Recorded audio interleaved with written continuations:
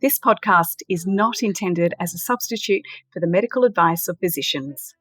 The listener should regularly consult a physician in matters relating to their health, and particularly with respect to any symptoms that may require diagnosis or medical attention. Thank you and enjoy listening. In our podcast, we like to get to the nitty-gritty of all things beauty. But in the Look Before You Leap Safety in Cosmetic Medicine series, we're specifically looking at ways to keep you not only safe, but thriving. In my book, Beautiful Unique Faces, through patient stories, I reveal the importance of feeling not only comfortable, but confident in your own skin. This translates to feeling amazing whether you're about to enter a room full of people or simply sitting alone, coffee in hand, and pondering your day ahead. With so many of our interactions being virtual these days, we are getting more and more inept at authentically communicating in person and less confident in what makes us and our personalities genuinely unique. From the moment we wake up to the moment we fall asleep, we are inundated with distracting stimulation. I see it in myself. I see it in my children. It's hard to stay focused on a task, whether that be for leisure or for work, when notifications are pinging and there's so much exciting stuff to take up our brain space. In writing this podcast intro, I've checked my email messages and social media and numerous times forgotten the train of thought that I was writing about. The struggle to be present in our life is real, and I need help. So we are going to get some incredible pointers today, and we're going to chat with my beautiful friend Grizz from Front and Centre Training. Hi, Grizz. So good. I love that you say beautiful friend, because that's the best introduction a girl could ever want. And high five back to you, my friend. Oh, my darling. Well, listen, you are beautiful in so many ways. Physically, of course, but authentically in your personality, everything about you. You are the most giving, kind human being I've met. So you are incredible for our listeners for a couple of reasons. But first of all, because I know that you can give our guests the tools to make them the best versions of themselves, because you are, how would you describe yourself? Oh, everything you said was just pretty. I'm going to write it down. I'm going to listen to this recording and write it down. How do I describe myself? I just live every day to the most fullest, and I just feel privileged to be in front of anywhere. So today, for example, just waking up knowing I was going to hang out with you and your listeners, it was just like, oh my gosh, how lucky am I? So every day for me, I just embrace it. I love it, live it, and I laugh a lot because I think laughter is the best medicine. Oh my gosh, it so is. And that's the thing. Anytime, like I met you many, many, many years ago in Melbourne through our old jobs. I know, but what was his name? The guy's name? Which one? My boss, who said to me, what was his name? Shane Fletcher? No, part of Abbott Laboratories. Oh, who? And he said, you've got to meet Grizz. And we chatted on the phone. And then because I was living in Melbourne and working in Melbourne. And then I came up to Sydney. And you were doing a commercial. Was it for coffee or duck or like? Softly. Yes. That's how many years ago it was. Softly fabric softener. I know. Oh my gosh, I'd forgotten about that. Yes, that's what. I was shooting a commercial. Oh my goodness. But the thing I love most about you is your skill and knowledge about communication and behaviour. Now, I'm sure that if you haven't seen Grizz, you are about to see Grizz, because she is actually Channel 7's expert on all things communication. She's a keynote speaker and an MC extraordinaire. And throughout her life experience, Grizz knows how to uncover what truly matters in life. Oh, so like that is everyone just take that down and just listen to it. So I will be. That you've made my day. Thank you. And I am just a dag and a retro 1980s. I live in the 80s a lot of the time, and I'm just quite daggy. And if I can give anything to anyone, then my day's been perfect. Oh, you're such a darling. You really are.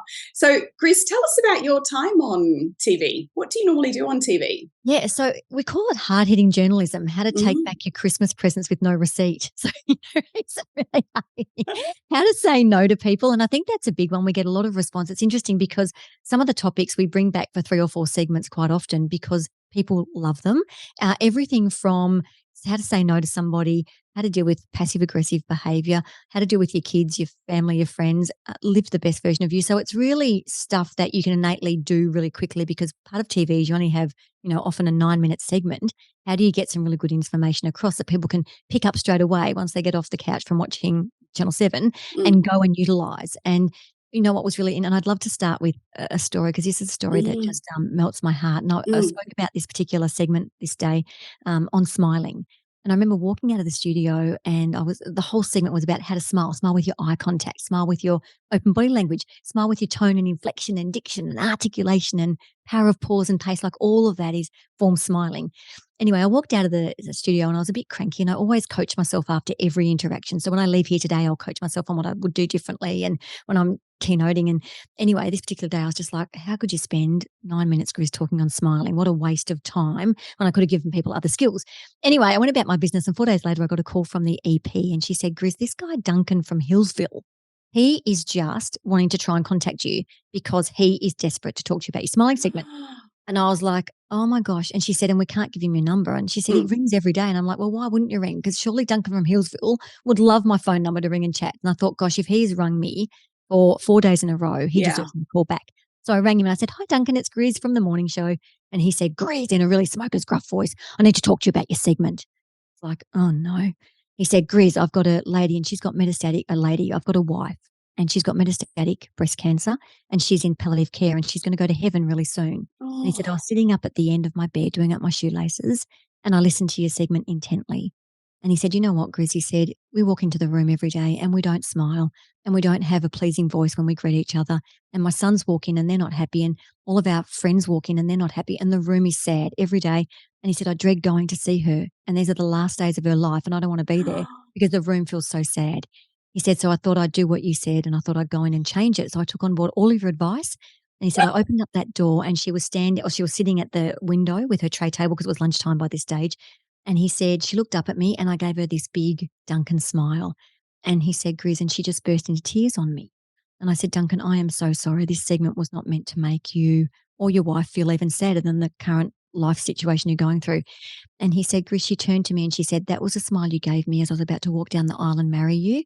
And I wanted to see that smile one last time. She said, that's the nicest smile since the day we met. So I know it chokes me up. It chokes me up because the power that you have from doing something so silly. And he said, Grizz, I ran outside and I rang my boys and I said, you bloody boys, when you come in, you bloody smile at your mother.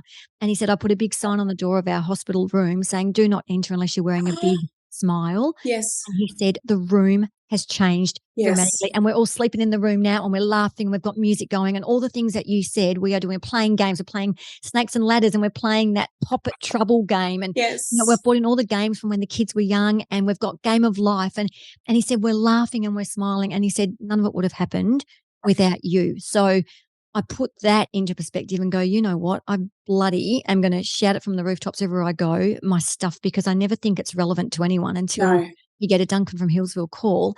And anyway, she went to heaven 7 days later and he invited me to her funeral. He's like, you changed our world so much. So that's the stuff that I do on TV. Obviously not that crazy stuff every day, but it's the simple stuff that matters. And I always say in communication, sweat the small stuff, give someone a smile, give them some eye contact, say thank you, all the simple things that we all know. And none of us don't know this. What we're talking about, Anita, is none of us don't know it, but it's committing to caring and doing it and genuinely doing it. So from the heart type of stuff. That was a really long answer. Sorry about that. No, honestly, that was like literally I was there. I was there with you as you walked out of that studio because I know myself, you walk out of doing something on TV and you beat yourself up about how you could have done it better. So you're there, you're probably living with the hangover of that for a few hours or a couple of days. 100%. And then you get this feedback and it just goes to show how important every single thing that we do it's not about us. What we do in our life is not about us. It's how we make other people feel that then informs how we feel about our life. It's so true. It's so true. And we always say, if you make someone feel good, you feel good yourself. Yes. And I always say to people, become a dopamine dealer. Deal as much dopamine as you can every single day to everyone in your way. And if you're dealing dopamine, it's like that neon light and the sign that says, remember this moment in time. Remember when I felt good and I was in Anita's company or Griz's company or any of your listeners' company. And if you deal that dopamine, the minute they see your name somewhere again, they will instantly start producing their dopamine again and they'll feel good. So if you can deal dopamine in some interaction during your day, then you've done a great job and you've changed someone's life, and that's really cool. Absolutely. And you can go to bed at night going, because behavior breeds behavior, we know that. So if you improve someone else's, a small segment of their day, that in turn improves yours. Absolutely, it does. And it's so easy. Like, none of this stuff that we're talking about today is hard to do. And we'll give you some really good It's not tips rocket along the science, way. is it? It's not rocket science. It's just committing to caring to doing it. And also not just because Anita and Gris said it on the podcast, but do it because you genuinely go, by doing this, I might just change someone's life. And how good is that? Oh, absolutely. So, okay, so Gris, you talked about the power of smiling. Yeah. Can you go into a couple of things that you would say to people? Because we talked about it before we actually came on, about how we can help people to feel amazing regardless of the situation. So regardless of if you're getting up and getting ready to go to work, and you're about to greet your work colleagues or your boss, or you're actually just getting up and you're having a coffee and you're sitting there pondering your day ahead, or whatever situation, or you're about to walk into a room full of strangers in a social situation.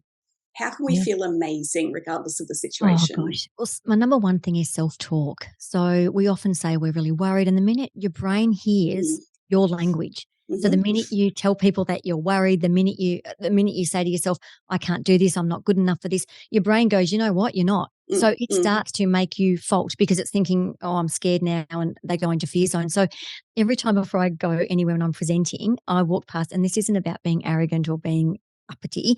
I walk past and I go past a mirror and I go, Grizz, you are damn fine. You are so hot, and they are going to love you. And I literally say all this random stuff to myself that's crazy. And I'm in the car, I'm going, oh my God, they're going to love you. You are so good. You've got this and you've got that to tell them, and you're going to share this with them, and you're going to make them laugh, and you're going to make them cry, and you're going to make them change their world. But I say it. And so when I'm there, it's like radio. So my number one tip is, please don't be hard on yourself, and instead say all the good things before you go into that hard situation. Think about how good you are as a person and how you've got this. I have got this. I'm going to do it. So my number one is self-talk. I'm writing that down. Yeah, write it down. Number two would be, Amy Cuddy has an amazing TED talk, and she talks about body posing, and she talks about making yourself big. So we want to feel confident. We want to increase our testosterone and decrease our cortisol. Now, what happens is the cortisol is our stress hormone, as we know. And when our stress hormone takes over our body, we become really small. And when we become really small, all the vocal cords turn up and everything becomes a bit yuck. So if we want to keep ourselves big, we need to increase testosterone. And for 2 minutes, by doing a simple body pose. So if you just hold your arms up in the air like that, and after 2 minutes, you will feel a physical response, and it will increase the testosterone and decrease your cortisol. So stand up there like Superman, put your hands on your hips like a Wonder Woman. Go and lean against a wall with your arms out. So making your body big. If you do it 2 minutes, bigger. Okay. So any bigger. Even if you're in the car before you walk in somewhere, lay on the back seat of the car and just stretch out. Yeah. Hold the boot up. Open up the boot. Right. And stand holding the boot up tall. That will increase. And there is physiological response. They did saliva tests, and they did it when patients hadn't had any body posing for 2 minutes. And then they did saliva tests of people doing a body pose, which is just making yourself big by Superman or Wonder Woman or stretching out. And after 2 minutes, their saliva and testosterone increased clinically significant. So it was significant difference, p-values, all that stuff. It was clinical trial data. Amy Cuddy talks a lot about it. Now, just 2 minutes of that before you're going into a stressful situation or you're worried will increase testosterone, decrease your cortisol, and you are off and racing to go. So that's another really simple one that has a really good physiological response. Wow. The third thing to give you a bit this more, is amazing. keep writing. Write down. Write. Everyone, get your books out. We'll give you some time. I know. This is amazing. Another thing is, if you've got a pen, talking about getting a pen handy, if you've come off the phone call of a really yucky conversation, or you've walked out of somewhere and the conversation hasn't gone well, and you know that because Grizz and Anita said smile every time you greet someone, you've got to try and find your smile back. If you put a pen in your mouth, and I'm going to do this because I'm sure you'll be able to see the visual, and it's my lip gloss instead of a pen, but if I put it in your mouth and you do that, instantly dopamine starts increasing, you will get a physiological reaction, and you take that pen out and you're already smiling again, and your brain will start to feel good. So something as simple as shoving a pen in your mouth. If you haven't got a pen handy, sit down on your chair, hold yourself up nice and tall, close your eyes, put a smile on your face, and open your eyes. And the minute you do that, you've another all of this is science-based. It's not just Grizz Yes. a little voodoo rant. I do love a rant now and again, but this has actually got science behind it. Those simple things will make you feel confident. They will increase your testosterone, and they'll also make you feel good because that will also increase dopamine into your brain. And that's what's going to get you through to the start point, because we always say you've only got 15 to 30 seconds for someone to decide if they want to listen to you or not. So having people at hello is the most critical part of any interaction. And if you're nervous and worried and scared, you've lost that bit of hello-ness, to get everything going. And once you've got them at hello, all the other skills in active questioning and active listening and all of that capability comes to fruition. But if you don't get them at hello, it doesn't matter how good your objective handling are or your managing someone's concerns are, because you've already locked them out at hello because you're worried or you're scared or you're nervous or you're not feeling good. And you're thinking more about the negative things that are happening to you as opposed 100%. To, and like you said, it's all neural pathway stuff. We are so well trained at negative self-talk that it's a very well-worn path. And I describe it, it's interesting because I describe it in my book as you've got two pathways. One pathway is full of thorns and all of the creepy crawly critters that give you nightmares. There are stingers coming along this pathway that you can barely walk through it. It's that inundated with overgrowth and it's horrific. But that's your negative pathway, your thoughts that are bad about yourself and so forth. But we tend to go down that path instead of the other path, which is lined with all of the beautiful succulents, the beautiful flowers, the flora and fauna that you love. It's well cleared. It's easy to go down. And at the end of that particular pathway is a bench, and it's your favorite season at the end. There's music playing or there isn't, but we choose the hard one because that's what we've always done. So it's a case of when you're at the point where you can choose, you can go, okay, I can either start this thought and go down the negative thought pathway because that's what I do, stand at the top of the junction of the two pathways and look down both and go, which one do I really want to go down? 100% of the time it will be you want to go down the nice one, but for some reason we put ourselves through the arduous one. We do. So talk to yourself like you talk to someone you love. Oh, 100%. That's the bit. Just how if I was speaking to you as my friend, Anita, I would be pepping you up and doing all that great stuff. You're about to go on to a keynote and you've got this and you're so knowledgeable and look at what you've been able to achieve in life. Well, we don't say that to ourselves, do we? We go, it's hard and crap and they're going to like it. So go down your garden path with music because I love that path and we should be choosing it, and we can be. Yeah, absolutely. And if we can choose it, first and foremost, by doing something little, something small, by making ourselves big and getting that dopamine, because it's not just mindset then, it's actually a physiological response. It is. Getting that dopamine pumping, getting that cortisol lowering, getting that testosterone upping, then we're more likely to take the step down the beautiful path. That's exactly right. Oh, so wow. There's a few, and I mean, we can talk for hours just on that self-confidence, but even the language that you use. So when I open up anything, I don't say, I hope you take something away from this session. I hope you take something away from this podcast. I hope you take something away from this conference. Because the minute I say you will hopefully learn something, I'm diminishing my program. I'm diminishing the podcast. I'm diminishing the keynote. Because hopefully you will, maybe you will, maybe you won't, as opposed to saying you're going to have the time of your life. You're going to learn some things. You're going to be able to change the way you think about life, love, and everything in between purely by some simple traits that you're going to be able to use the minute you leave here. Now, I'm setting myself high expectations. But if I don't do that, I'm all of a sudden setting myself up for failure by going hopefully. So things like I'm sorry, but, or maybe kind of sort of might want to think about this as a great concept. No, this is a concept that you're going to love and embrace, and it will change the way you do things. Now, that's really strong positive language, but it's language that all of a sudden you feel better about it and you're not diminishing you to other people. So that's another really important. And the audience then, or anyone that you're speaking to, not just the audience, but it might just be one other person. Absolutely. They are your champion because you've already just said, this is what you're going to get from this. You're going to walk away from this knowing how amazing you are and learning how to become more amazing. And so straight away they want you to win.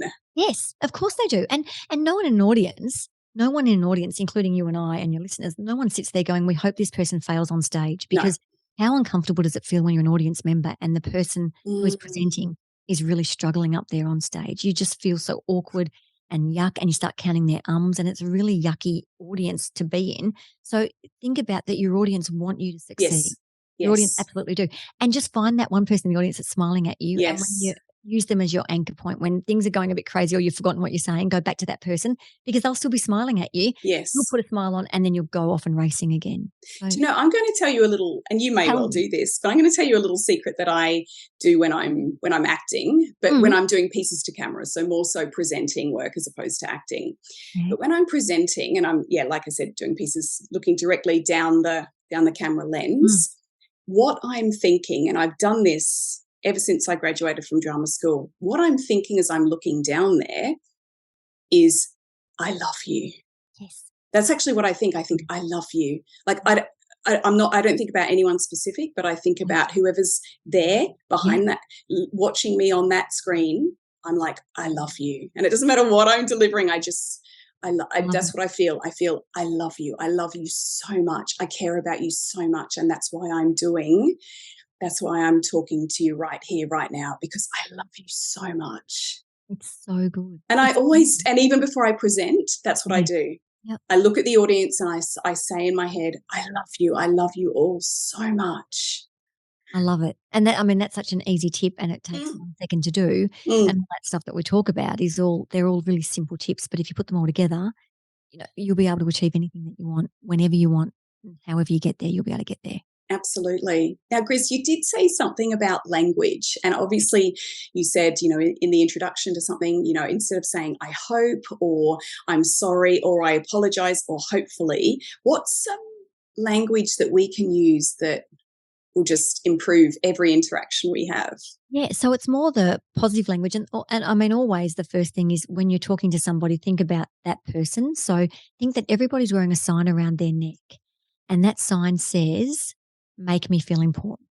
So every single person, you're wearing one, Anita, I'm wearing one, we're all wearing one. So whenever you go and speak to somebody, read that sign before you open your mouth. I love that. Oh my gosh, I love that. Yeah. I love that you love this stuff. Oh, I love it. I love this stuff. Grab a long coffee, Clancy or dinner dates, because you're going to be listening for a really long time because we love all this stuff here today. So the minute you say, the minute you read that, before you open your mouth to anybody, read that sign, make me feel important. And that will change your whole perception of what that discussion is going to be about. Because if I walk in and go, hi, Nate, you're not going to believe it, I've had the worst morning ever. I've just come in from the podcast. There was a massive traffic jam on the M4 and then I was running late and I haven't had lunch yet and I'm really hungry. Do you reckon that makes you feel important as we're about to do this podcast? No. Hi, Anita, how are you? How are the kids on holidays? What are you doing? And we started talking about, it all has to be genuine and authentic. Like I genuinely care about what you've done today. Yes. But if I don't look at that sign, everything becomes about me. I come and start talking to you about me as opposed to telling you about my traffic jam and all of that doesn't make you feel important. But what does is me knowing what's going on in your world. So if I can just read that sign and say it and use the right language, then I'm in. So make me feel important. That will change the whole way your brain views the next part of your language coming out because it becomes about the other person. Absolutely. So that would be a number one tip. Yeah, I love that. I love that. Another one for language, which is great, is the 7-11 principle. And I'm not talking talking Slurpees. It's amazing. In the first 7 seconds, there are 11 things judged about you. In the first 7 seconds, there are 11. So we're not talking Slurpees here. We are talking the minute you turn up somewhere, the minute you say something, in the first 7 seconds, 11 things have been judged. It might be what you do. It might be how much money you earn. It might be how good or bad you are, how smart or not smart you are. Like all of that stuff happens. And the only impression that someone has is the way you are viewed in the first 7 seconds. So your language, your demeanor, your smile, the way you hold yourself, the application to be able to read the room is so imperative to understand. People judge names. Think about, my name is Regina Marita Fechner. I sound like a penicillin. So I'm in the right industry for healthcare, right? But I'm judged. Regina does not look like me. What's interesting is when people come out to meet me, if they've never met me, they look for an old Italian 75-year-old bifocal lady, 4'11" with big curly hair. And yes. And just bifocals walking around because that's what a Regina looks like. So you're judged on your name. So there's so many things. So what I would ask you to do as great communicators is in the first 7 seconds, do not judge somebody because you absolutely don't understand their world at all. Until you understand what motivates them, excites them, delights them, captivates them, and really entices them, you cannot make a judgment about them. So for us as communicators, don't judge people. But number 2 is have the best ability to communicate, to understand what motivates someone, drives them, excites them, motivates them, because then only then can you have the right to judge someone on whether they can or can't afford something or whether they can or can't do something only then. So it really goes down to, in that first 7 seconds, portray yourself, because that's all you've got for someone to decide how they're going to judge you. And So don't judge. Don't judge. Don't Yeah, judge. don't Absolutely. judge ever. Because I found in my life, in the times when I have judged someone based on whether that be their appearance or their demeanor or how they've approached me as I walk towards them, I'm always wrong. Yep.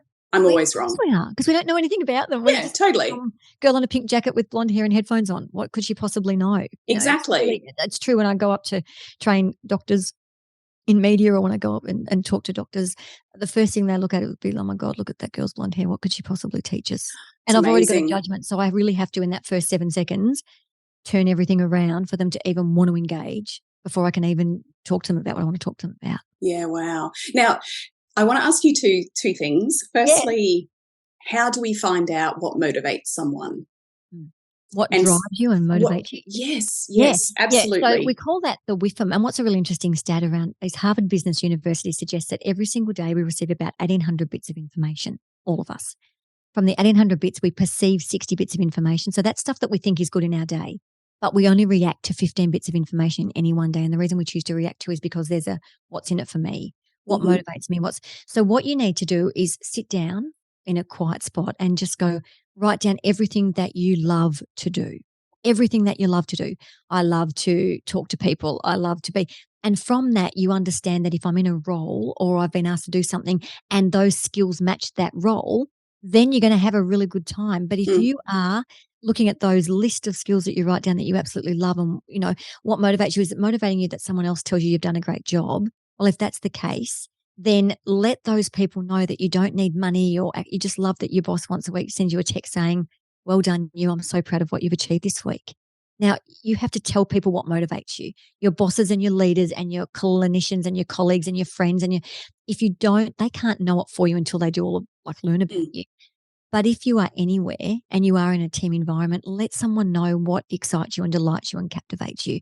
Because if you don't, they will just do stuff that's, maybe not going to excite you and motivate you.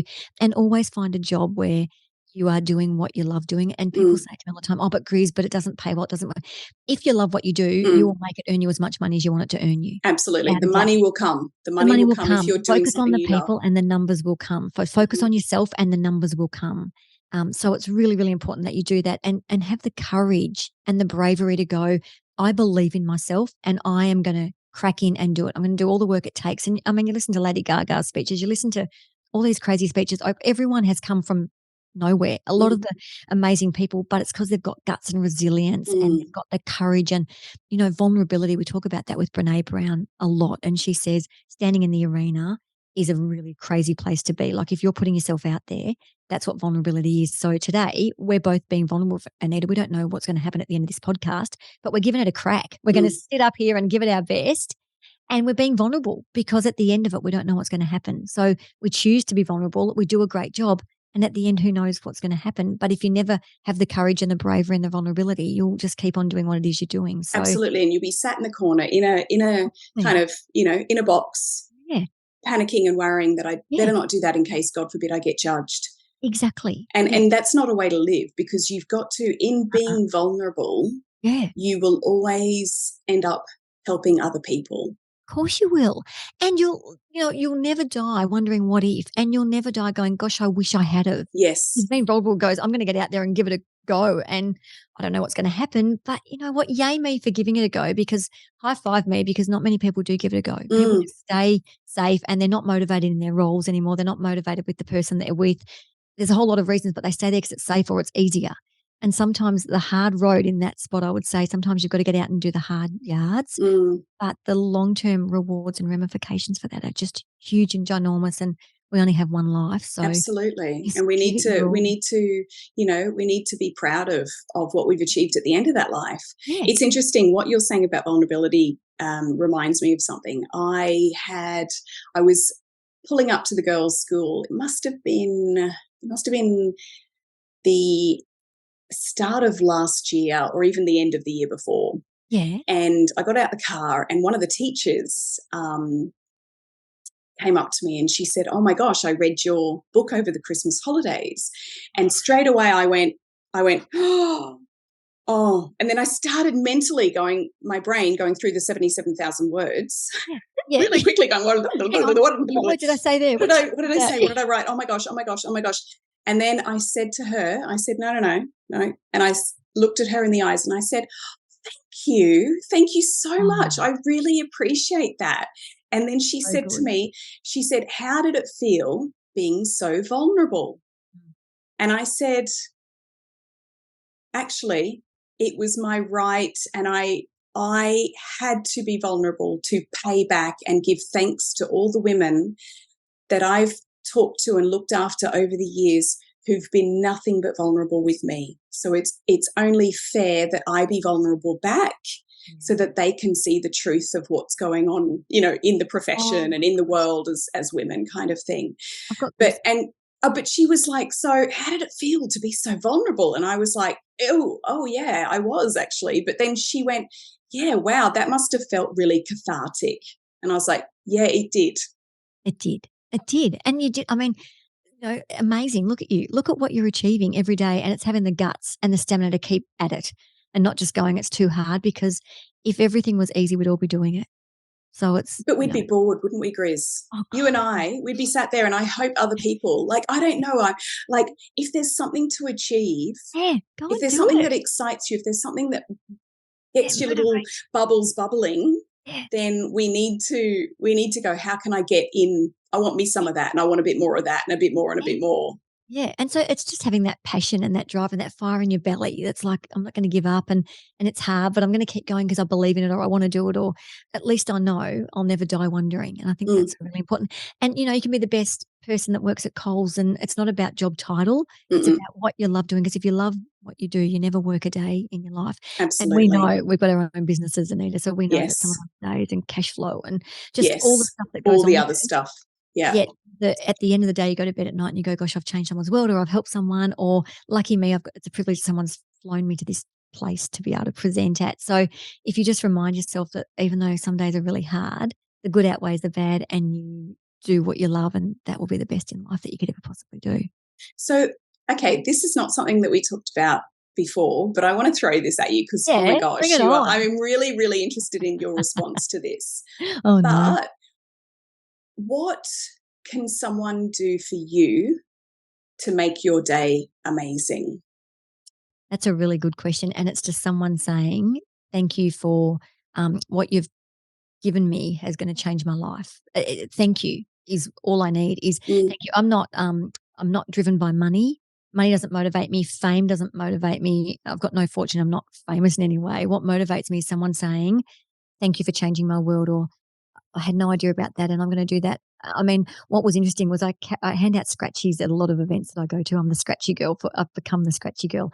And I was at this conference the other day, and this lady came running up to me and she said, Grease, I use scratchies at home now for my daughter, and when she does a good job, I give her a scratchy. She said, years ago, I got a scratchy from you, and I remember how motivated I was. And she said, we put stars on the board, and she gets his scratchies. I didn't want to promote gambling in your house. No, I know, it's so hard, isn't it? But it's the fact that, she was so excited that I'd changed her world by her daughter doing her chores and getting a scratchy, and then they scratch off together, and it's like their family thing. Yeah, wow. So the thing that motivates me is not fame or fortune or money. It's someone saying thank you, or you've added value to my life. Like, that's the coolest thing in the whole wide world. Isn't it? Because you know that in turn that person will then make a difference to someone else's life. I mean, I'm thinking about Duncan. I can't stop thinking about beautiful Duncan. Duncan from Hillsville. I know. Duncan, I'm going to have to ring him and say, listen to your podcast, Duncan, you feature on it this week. Because it's just so beautiful to think that in such a sad time, the love of his life was dying, and everyone who walked in was sad and unhappy, and yet all she wanted really was to see the joy. Happy. Yep, that's what it was. And I think that's what motivates me, is seeing someone happy in my space. I think I'm truly lucky, and I get to do the best job every day because that's the result of it. We have the hard conversations and we do all of that, but I'm the luckiest girl in the world. I'm no doctor. Can you tell us what you actually do in your day-to-day job?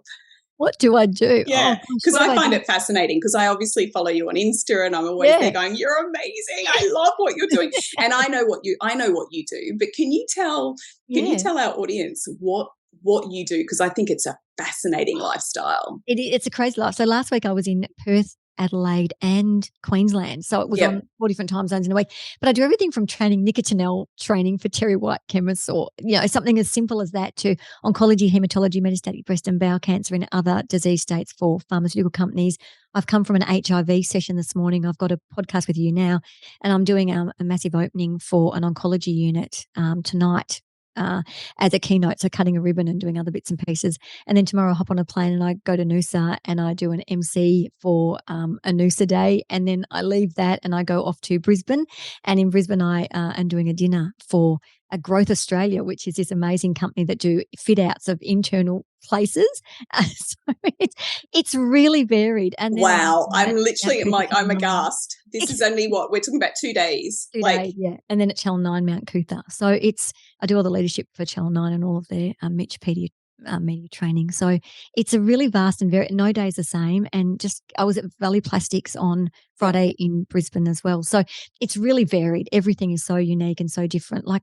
Everything's different every day. And I think that's what I love about it. But it also makes you crazy because you're always thinking 5 weeks in advance and developing programs and making sure that printing's there on time and making sure that the courier's there on time and making sure I've got my flights booked, I'm in the right location on the right days. Yeah, I know. Could you imagine going to Noosa today instead of tomorrow? Tomorrow. And going, mind you, hey, that's not bad.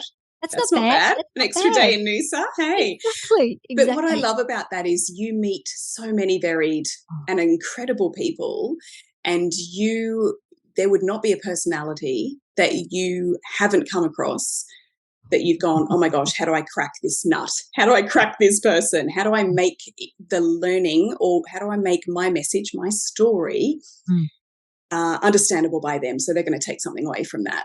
Yeah, and it happens all the time. Anytime I walk into a training room, adults don't want to be in a training room because they've had really crap training a lot of the time, a lot of their life. They walk into that death by PowerPoint. Yes. So I know that I'm always walking into an audience that do not want training. Yes. They think that they know everything, and adults are adults, right? So they think that they know everything. So what I've learned really early on is I use everything by the adult learning principles. So adults learn by visual, they learn by auditory, so they learn by different ways. So I ensure that in every session that we ever do, that we have fun. And I know that sounds, a lot of you on the listening line will be saying, what do you mean fun? I don't want to be doing tight ropes and team building activities. It's not that sort of fun. We send them out mystery shopping. We do all these really driving pretend cars and marry people. It's real life scenarios. And there's this one amazing thing that I do where I talk about the sales cycle. And when you first meet someone in real life, you're selling yourself and you're so excited and you get butterflies and you ring them every day and you text them every day. And when they come to meet you, put your lippy on and you do your hair. Then after 30 years of marriage, everything becomes complacent. And so we go through this whole dating game where I meet someone, we drive in a car, and then on Monday night we go to bingo, on Tuesday night we go to Jan and Fran's house for dinner, and on Wednesday night we have book club, and Thursday night. And it's no different in sales. And I said, what happens then is all of a sudden we're just complacent and we don't not love each other. We haven't stopped loving each other, but all of a sudden someone new comes onto the market like a competitor, and they're like wanting your attention. So they're doing all the stuff that we did when we first met that we're not doing anymore. And same in life. I've been married to my husband 30 years on Monday. We've got our 30th wedding anniversary coming up, which is, oh my gosh, so how wonderful. Congratulations to you and Dean. Thank you. And I still, when I get home, I got home Friday night after being away 6 days, and I was only home a day before that, and I was in Singapore. And so I hadn't seen him much, but I still brushed my hair at 11 o'clock on Friday night when the taxi pulled up at home. I brushed my hair and put on my lipstick. Now, Dean would have been sound asleep in bed, not even thinking about me coming home. Well, maybe thinking about me coming home, but he wasn't thinking about that. But on the off chance I walk in and he's still awake, or he's reading his book, or he's watching telly in bed, or he's got the light on, and he says that I walk in with my brushed hair and my lippy on, well, that was all the stuff he used to say that he loved about me when I made all the effort when we first started going out, was brushing my hair and putting my lippy on. And I always say, Grizz, you just always make the effort for me. So 30 years down the track, it's 11 o'clock at night. I don't care about my hair and my lippy. I've been on 25 planes. I'm done. But what if he's awake and he notices? Now, the worst bit is he's asleep. So I wash all my makeup off and cleanse it and, put my hair up in a bun, put my pajamas on and go to bed. But I still remember what it was like when I first met him, and I still do exactly the same routine, even though I've been with him for over 30 years. So that's the stuff that's really important. And I think as adult learning principles, so we talk a lot about that in training. I make real life examples in training that they can resonate with, and then I apply it to whatever skill, be it leadership, be it presentation skills, be it sales training. But everything comes from the heart, and everything comes from adults talking like adults. So I think if I've got a cranky person in the room, they realise very quickly it's not death by PowerPoint. They realise very quickly we play categories with scratchies with Grizz. They realise very quickly that I'm open for debate. I say when I open anything, use me and abuse me, ask me questions, challenge me. I do not want you leaving here with any question that you've not asked, because I will sit here, and if it's midnight and you still got a question to ask, I want you to do it. So I think when I open up, that opening is so critical to have them switch and change. So all those personalities that don't want to be training, think that I'm dumb and I don't know what I'm talking about, I have them at hello really differently, and I give them time to warm up, and then they realise that they're having the best time of their life. And I feed people whiz fizz, and if you give people full sherbet, right, they're going to have a great time. So it doesn't matter what their personality is, just give them a whiz fizz and some chubba chumps and you'll be right. Oh my gosh, I love that you've gone to an 80s lolly, an 80s sweet that you and I would have just, loved. We would have eaten and then ripped the top off to get down to the bottom and then licked the paper. We're licking away, don't worry about that. Oh my gosh. Yeah. So wow. And I love that. I love the keeping the flame going in whatever relationship that is. I mean, you've just made me realize that I've got a lot of work to do with my my marriage. Which, because we get complacent. And we've got kids and we've got life, and you just want to get to bed and just do it. But the minute someone just sees you making that same care that, when we wanted someone so badly, we did everything, no matter if we had kids or working late, we did it because we wanted it. Well, we still want it at 30, but we assume that we're just that complacency. And it's with everything. It's not just relationships. It's with work. It's with, I won't worry about that. I used to prepare, but now I'll just wing it. Yet I still prepare every single thing I do, because when I first wanted someone to want to have front and center in their environment, I prepared and I just worried about it. And I always say to people, butterflies are great. Just get them flying in the right formation, because butterflies mean that you genuinely care about something or something. Yes. So still have the butterflies, just fly them in the right formation, and that just means that you care. Oh, I love that. Butterflies in the right formation. Yeah, still have them, because have them means they're good, because it means that you'll get that nervous energy, which is great. Don't get rid of your butterflies. No. Just learn to fly them in the right. So they're all flying the same way instead of all over the shop. Do you know, it's interesting. It reminds me of my peeps. So I've got a little thing that I do whereby I have this belief. And I remember when I met my husband 19 and a bit years ago, and I don't know how it even came up, but I said to him, "You're going to think I'm mad." I think we'd probably been going out a couple of months before I, told him about this in case he ran. But I said, "I've got this vision that I've got 100 little mini Anitas inside me." And I call them my peeps, you see. So anytime that I'm unsure about something, and again, I do go through this in my book in detail about how I use my peeps to help guide me. It's almost like it's my subconscious, it's my inner being, they sit atop my solar plexus. Anytime I'm unsure about something, and I'll close my eyes and I'll check in. I do something called checking in with my peeps. Yeah. And it's not the loud ones who are like, "Yeah, we're fine. It's the ones who are sat at the back, who are not answering, and who are quiet, and who are a little bit shy." And I say in my best Joey voice, I say, "How you doing?"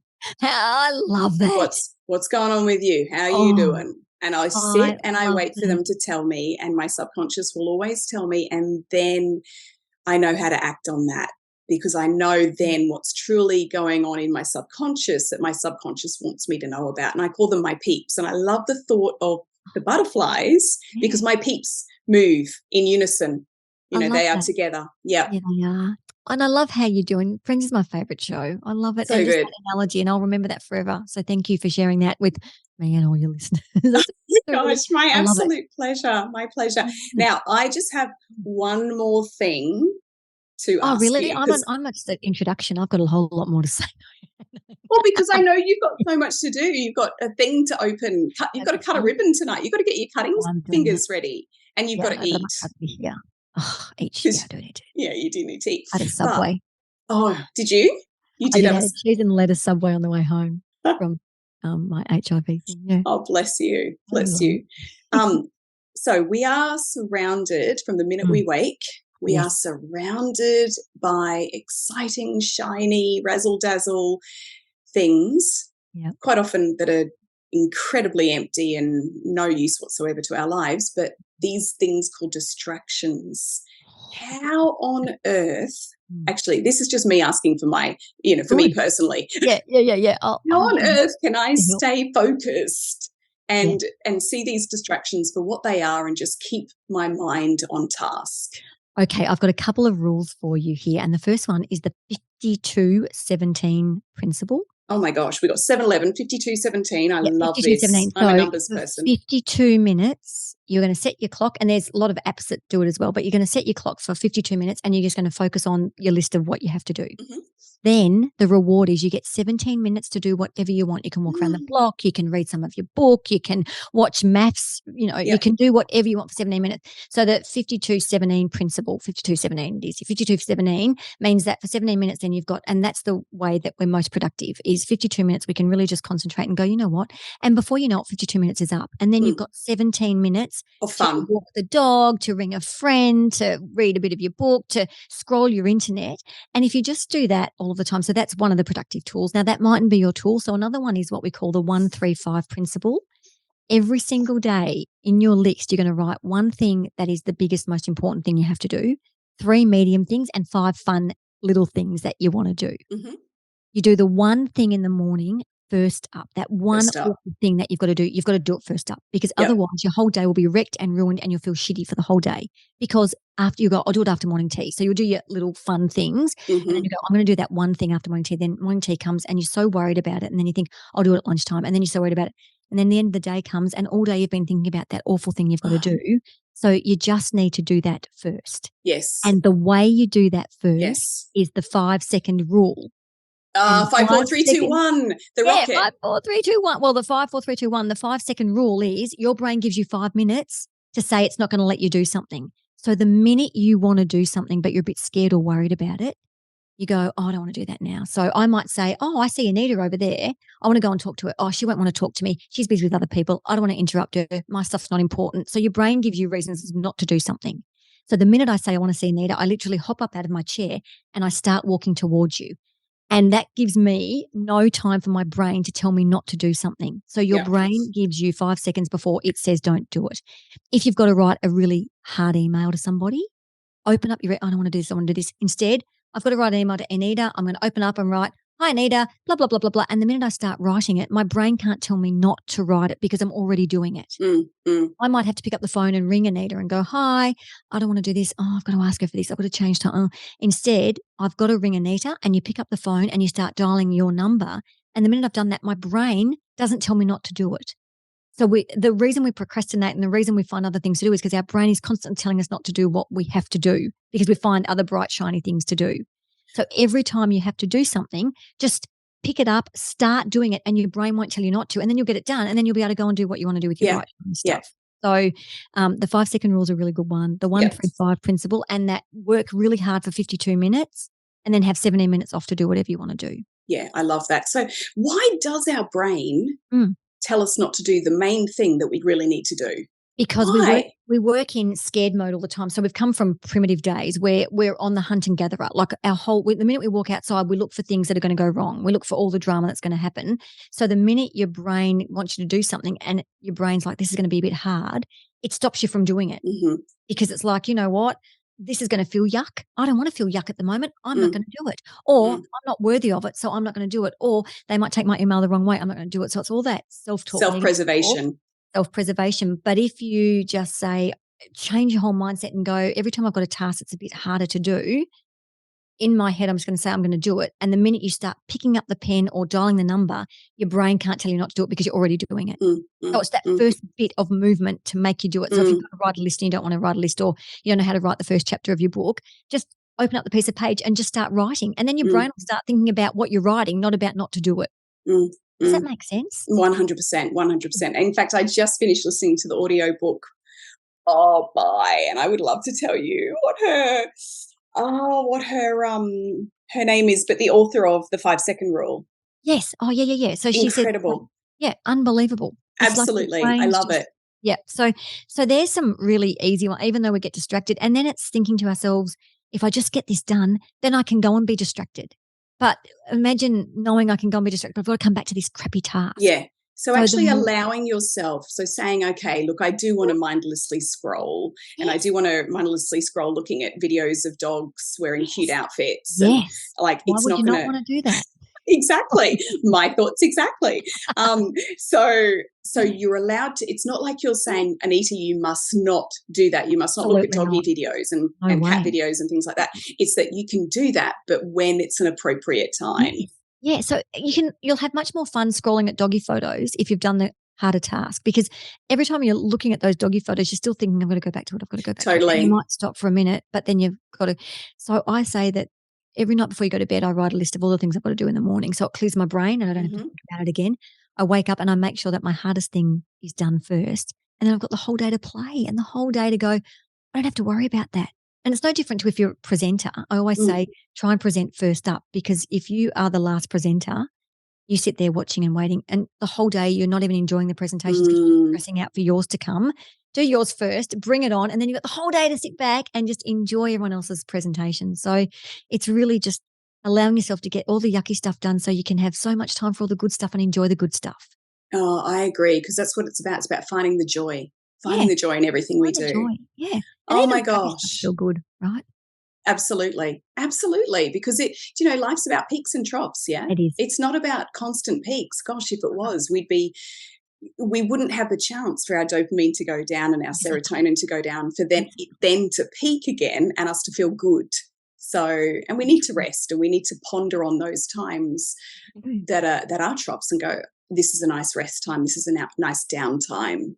Exactly. And not expect to fill it all the time. See, I think that's the thing. When we have those troughs, when we have those quiet times, we think we've got to fill them. I'm a really bad one for that. And I know that when I started seeing a counsellor probably about 2 years ago, and I saw her for I think I got 6 sessions or something like that. Yeah. And she gave me a task. And one of the tasks, which is hilarious, was to sit and do nothing.